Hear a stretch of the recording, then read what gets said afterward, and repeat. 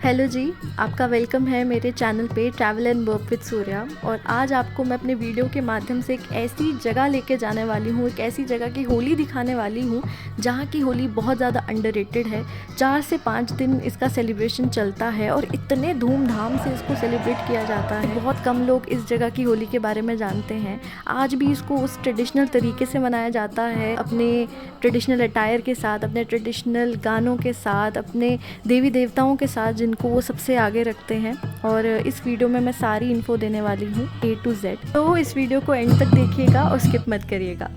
तो हमारी जर्नी की शुरुआत हुई जम्मू से। हमने ऑनलाइन ही प्री बुकिंग कर दी थी। आप रेड बस या फिर HRTC की वेबसाइट पर जाके बुकिंग कर सकते हैं, बहुत इजीली हो जाएगी। जम्मू टू रामपुर हमारा जो था पहली बस थी, तो 3:45 शाम को हम बैठे थे। काफ़ी लंबा सफ़र था और नेक्स्ट डे हम अप्रॉक्स 12 से 1 बजे के बीच हम रामपुर पहुंचे थे। उसके बाद हमने एक और बस ली करछम तक, क्योंकि हमें वहाँ की डायरेक्ट बस नहीं मिली, भरी हुई थी और रास्ते में हुआ था लैंडस्लाइड, तो उस वजह से भी लेट हो गए थे हम। लैंडस्लाइड हो गई है और हम बेचारे अपने बैग में से जो कुछ निकल रहा है उसको खा रहे हैं। ऊबड़ खाबड़ रास्तों से होते हुए और सुंदर नज़ारा जो एंजॉय करते हुए हमने करछम से एक और बस ली, करछम टू सांगला। 18 किलोमीटर हम खड़े हुए आए, बहुत बुरी हालत हो गई थी और फाइनली पहुंच गए सांगला। हम पहुंच गए हैं। तो खा लेंगे, मुंह तो जो काला हुआ तो हुआ। 30 घंटे लगभग हमें लग गए पहुंचते और बुरी हालत हो गई, मतलब ऐसे रोने वाली हालत हो गई थी। 18 किलोमीटर हम खड़े होके आए बस में और थोड़ा बैठने का स्थान। तो सांगला पहुंचते ही हमने सबसे पहले अपना सामान रखा अपने रूम में और आ गए कुछ पेट पूजा करने के लिए, क्योंकि हमने जब से हम निकले थे हमने कुछ प्रॉपर कुछ खाना खाया नहीं था। और बेकर्स कैफ़े एंड होटल जो अभी हम यहाँ पे हैं, हमने 3-4 दिन यहीं पे हमने ज़्यादा खाना खाया। ब्रेकफास्ट डिनर यहीं होता था और काफ़ी अच्छा खाना था यहाँ का। भीड़ काफ़ी रहती थी और वहाँ से हमने थोड़ा पेट पूजा करके जब हम शाम को वहाँ से आ रहे थे तो देखा कि मार्केट में बहुत चहल पहल थी और जल्दी मार्केट बंद हो जाती है, तो अगर आपको कुछ खरीदना है तो आप जल्दी खरीद लीजिए। Good morning from Sangla. आज है हमारा ऑफिशियली डे 1। कल हम सांगला पहुँचे थे, बहुत ज़्यादा बुरी हालत थी, मतलब बहुत ज़्यादा थक चुके थे। पहले जैसे हम बताया आपको, पहले हम जम्मू से रामपुर आए, फिर रामपुर से हमें डायरेक्ट बस नहीं मिली सांगला की, वो पूरी भरी हुई थी जो दिल्ली से आ रही थी। तो हम फिर करछम तक की बस ली और 2 घंटे करछम तक पहुंचने लगे। फिर हम उतरे, फिर हमने कोई 20 मिनट से आधा घंटा वेट किया बस का और वो पूरी भरी हुई आई। और कैसे तैसे हम वहाँ से 18 किलोमीटर्स था सांगला और पूरा 18 किलोमीटर हम खड़े हुए आए। सामान भी था, तो आप सोच सकते हो कि क्या हालत हुई होगी। तो 3 बसेस चेंज करके और 30 घंटे की जर्नी के बाद हम पहुँच चुके हैं सांगला। मतलब देख रहे हो कि बकेट लिस्ट बहुत प्यारी है पर उसको खाली करते हुए कितना एडवेंचर किया हमने। और आज डे 1 है और आज बोल रहे थे कि 9 बजे फंक्शन शुरू होगा, तो मैं सुबह उठ के 8 बजे उठी थी और तैयार व्यार होके एकदम नोना काका बन के बस हम निकलने वाले हैं। और देखते हैं आज का फंक्शन क्या है। मंदिर से शुरू होगा, तो मंदिर जाएंगे, उसके बाद आगे का देखेंगे, ठीक है। हाँ, मैं आपको रूम बता देती हूँ कि मेरी अकोमोडेशन कहाँ पे है। तो जहाँ मैं अभी खड़ी हूँ, ये एक बहुत छोटा सा इन्होंने ड्रेसिंग रूम बनाया है जहाँ पे मिरर रखा हुआ है और जहाँ पे हमने ये सामान रखा हुआ है। ये रही मैं आपको रूम दिखाती हूँ। थोड़ा सा हमने कचरा वचरा हो गया। ये बेड है, ये टीवी है जो किसी काम का नहीं है, ये वॉशरूम आ गया। वॉशरूम भी ठीक है, काफ़ी स्पेशियस है और ये ओवरऑल पूरा रूम है। और हम स्टे कर रहे हैं बसपा गेस्ट हाउस। वैसे जब मैंने रूम बुक किया था तो मैंने दूसरा रूम देखा था, इन्होंने हमें ऐसे ही रूम ये वाला दे दिया। तो आज हम कल हम इसी रूम में रुके थे, पर हम आज जो भी हमारे 2-3 दिन। और हाँ, हम प्री बुकिंग करके चल रहे थे, तुम भी गाइस प्री बुकिंग करके ही चलना, क्योंकि यहाँ पे बहुत ज़्यादा मुझे लग रहा है बहुत लोग आए हैं। पूरी बस जो थी वो दिल्ली से इतने लोग आए हैं। बुकिंग करके चलिए। और गानों की आवाज़ बाहर आ रही, लगता फंक्शन बस शुरू हो ही गया है। बसपा गेस्ट हाउस हमारा स्टे है। टैरिफ भैया ने 1000 बोला था, मतलब ज़्यादा ही बोला था, इससे भी ज़्यादा बोला था, तो हमने इसको कम करते बहुत, मतलब बार्गेनिंग स्किल्स मैंने अपनी फिर दिखाई और हमने कम करवा लिया हमने थोड़ा टैरिफ। तो ये रहा रूम। बैरीनाग टेम्पल जहाँ से होली का सेलिब्रेशन शुरू होता है, असल में यहाँ के जो हर जैसे जगह के देवता होते हैं, डाइटी होते हैं, तो यहाँ के देवता जो हैं वो बैरीनाग हैं, जिन्होंने यहाँ पर बोलते हैं कि पानी होता था, तालाब होता था बहुत बड़ा, तो कोई अंदर से बाहर और बाहर से अंदर नहीं आ जा सकता था। तो बैरीनाग ने चूहे का रूप लिया और उन्होंने तालाब को सुखा दिया, यानी रास्ता बना दिया बीच में से, जहाँ से लोग जो थे, लोग भी और बाकी लोग जैसे देवता वगैरह होते हैं वो लोग भी सांगला तक आ सकते थे।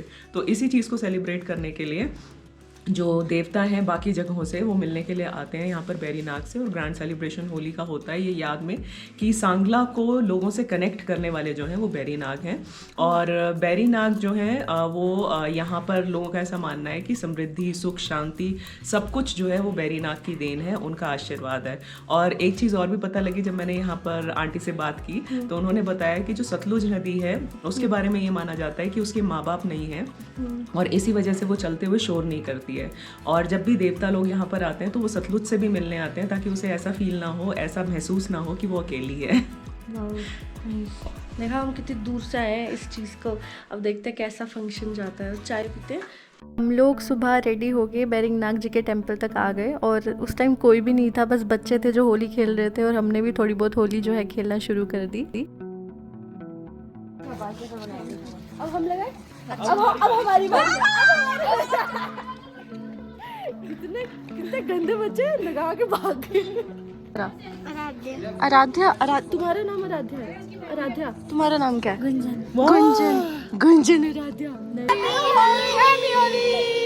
शुरू में हमें ऐसा लगा कि शायद हम लेट हो गए और सारे होली जो खेलने वाले हैं वो चले गए हैं। आज गांव टू गांव घूमना था, एक गांव से चल के दूसरे गांव जाना था, पर ऐसा नहीं था। 11 बजे फंक्शन शुरू होना था तो हम थोड़ा जल्दी ही आ गए थे और हमने वहाँ पे जो भी आसपास लोग थे कुछ फ्रेंड्स बनाए हमने नए और उनको भी अच्छे से होली लगाई।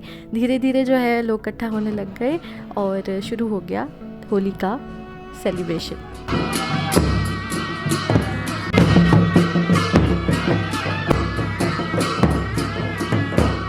तो होली सेलिब्रेशन के लिए कुछ सिलेक्टेड लोग जो हैं गांव के, वो रामायण के कैरेक्टर्स बनते हैं, वैसी ड्रेस पहनते हैं, जैसे हनुमान जी हो गए, विश्वामित्र हो गए, वाल्मीकि जी हो गए।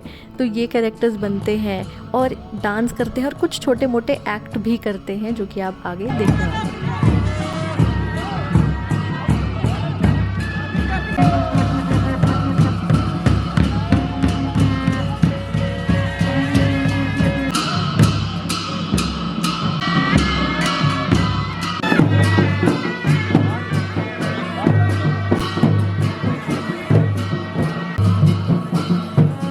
तो कुछ देर वहाँ पे नाच गाना चलता है बहुत अच्छे से धूमधाम से, वहाँ जो है म्यूज़िकल इंस्ट्रूमेंट्स बजते हैं, सब डांस करते हैं और फिर आगे चलते हैं गांव से गांव, अलग अलग गांव चलते हैं और शुरुआत होती है देवी देवताओं को प्रसाद चढ़ाकर। वहाँ की जो लोकल वाइन है देवी देवताओं को चढ़ाई जाती है, वो प्रसाद में भी दी जाती है। और अब हम जा रहे हैं दूसरे गाँव तक और जो उसका रास्ता था वो बहुत अच्छा था, बहुत एडवेंचर भरा था।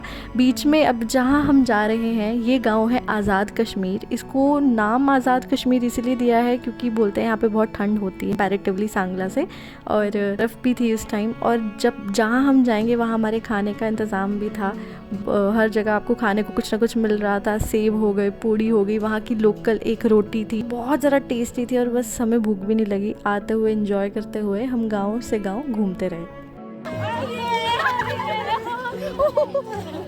आज़ाद कश्मीर गांव के बाद अब हम आगे चल बढ़े हैं एक नए गांव की तरफ जिसका नाम था थैमगरड। और ये रही सतलुज रिवर जिसको क्रॉस करके, जितना आसान दिख रहा है उतना है नहीं, रस्सी लगाई जाती थी और पकड़ के सबको क्रॉस करवाया था। बहुत ज़्यादा लोग थे और जब हम वहाँ पहुँचे तो एक पूरे प्लेग्राउंड में हम बैठे वहाँ पे और अच्छे से प्रॉपर रोटी खा, इतनी टेस्टी दाल थी कि मज़ा ही आ गया। साथ में लोकल वाइन भी दी जा रही थी, जो लोग ट्राई करना चाहते थे, पीना चाहते थे उनके लिए थी। तो मैंने एक इसका सिप लिया जो कि बहुत ज़्यादा स्ट्रॉन्ग थी और ये मैं एक्सपीरियंस के लिए करना चाहती थी। और फिर जो है शुरू हो गया इनका नाचना गाना। हमने बहुत ज़्यादा डांस किया।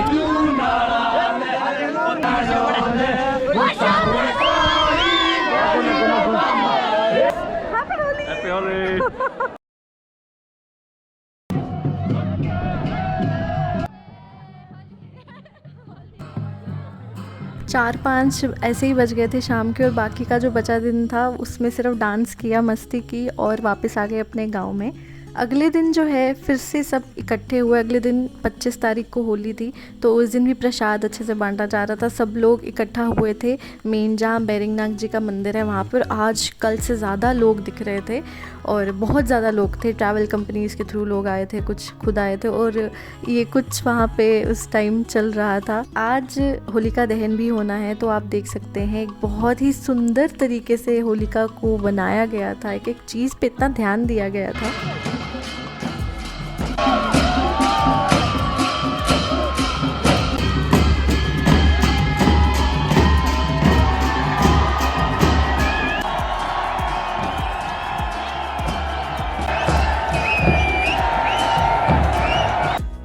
इसके बाद जो है होलिका को पूरे गांव में लेके जाया गया। आज का जो थोड़ा रूट था वो अलग, कल की तरह फिर से आज देवी देवताओं से ही शुरुआत की गई। प्रसाद चढ़ाया गया, लोकल वाइन जो है वो चढ़ाई गई, और उसके बाद हम ऊपर वाली गांव वाली साइड हम घूमते हुए फिर मेन मार्केट में आए।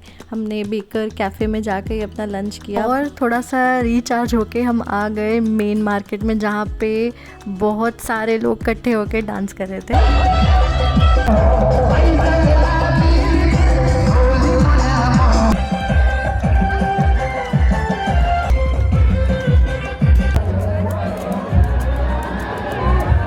शाम को हुआ होलिका दहन और उसके बाद हम आ गए फिर से मंदिर के पास। फिर से इन्होंने जो है डांस हमने किया ढेर सारा। बहुत थक चुके थे पर वो एनर्जी इतनी ज़्यादा थी उस टाइम कि पता ही नहीं चला। और हनुमान जी जो है एक बड़ी सी मशाल लेकर आए, होलिका को वहाँ रखा गया और होलिका दहन जो है उस टाइम किया गया 25 तारीख के दिन।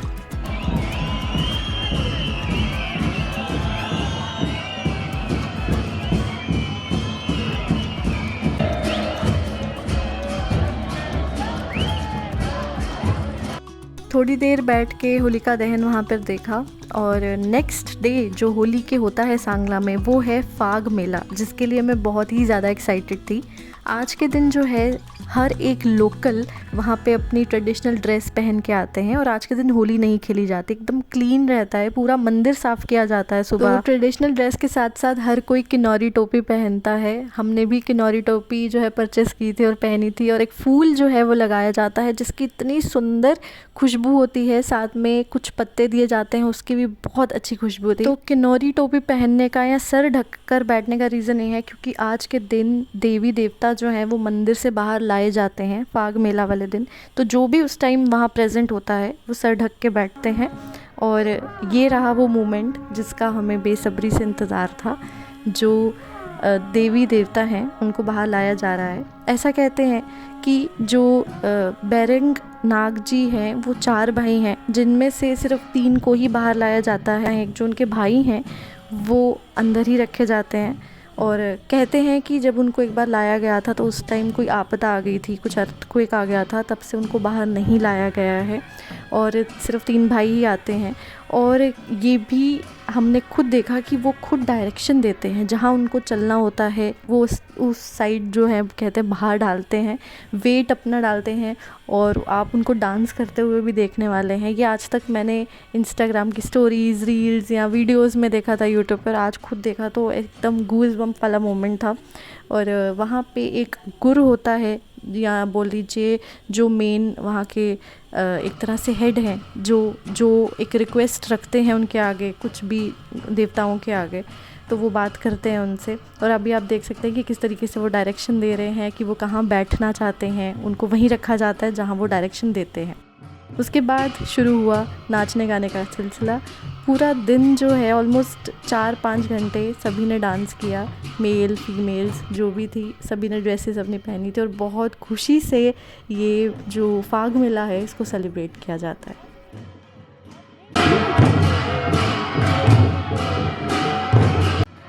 सभी देवताओं को एक जगह रखा जाता है, और उसके बाद एक फ़ीस्ट होती है, एक दावत होती है जहाँ पे सभी लोकल्स जाते हैं। हम भी जा सकते हैं, कहे तो हमें रहते पर हम गए नहीं थे। और उस दावत के बाद फिर 4 बजे फंक्शन शुरू होता है और ये कोई 10 बजे तक रात के चलता है और लास्ट में 10 बजे जो है देवी देवताओं को फिर से अंदर लेके जाया जाता है और फाग मेला जो है वो ख़त्म होता है।